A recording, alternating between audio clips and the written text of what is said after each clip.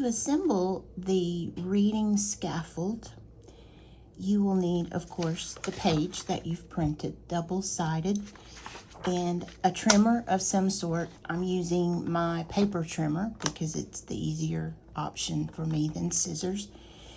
And you want to make sure that this page is turned face up because we are going to trim using this side. If you use this side, you will cut off part of your frame. So I like to go ahead and cut the sides first, but you can do it however you want. You want to go right up onto that border line there.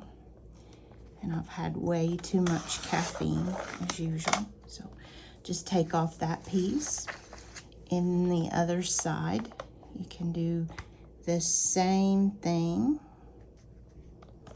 Just line it up right on that line, that border line there.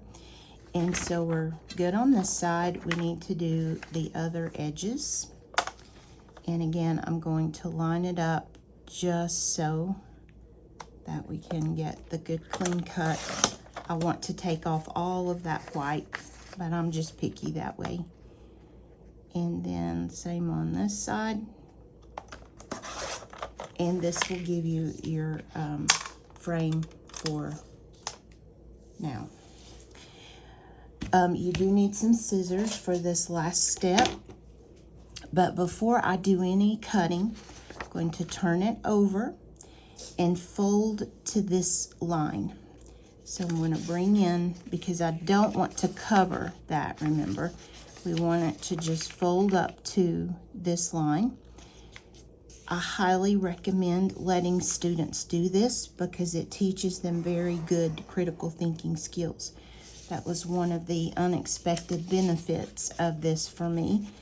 I realized that my students were learning a lot about spatial concepts by doing this. But if you don't have time, or if your students just don't want to do it, you can adjust. But this is what we're looking for. It actually sits this way. And on all the pieces, you will have this particular order. That's very important to this concept. So making sure that it's the same every time. And then the last thing you want to do is open this back up and then just cut to the fold line so that you get these tabs that will open. Purpose of that is so that students can review.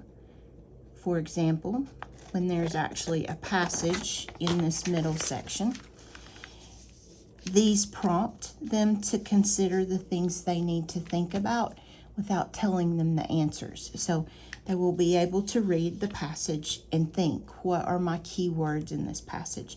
And then to review that, you can open this up where you have gone over those things with them. What is the main idea of this passage?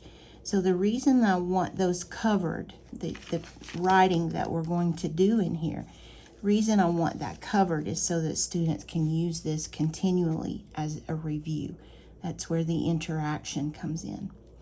But once they develop this habit, we will be able to take away that scaffold, just give them the passage, and they'll be able to think through those steps from memory. That's the goal of using this frame. So the materials that go with this will use different reading skills. We will always be talking about main idea, even if the skill is sequencing, but the format will not change, and that is so very important to this concept. Please email me if you have any questions, and I hope this frame works well for you.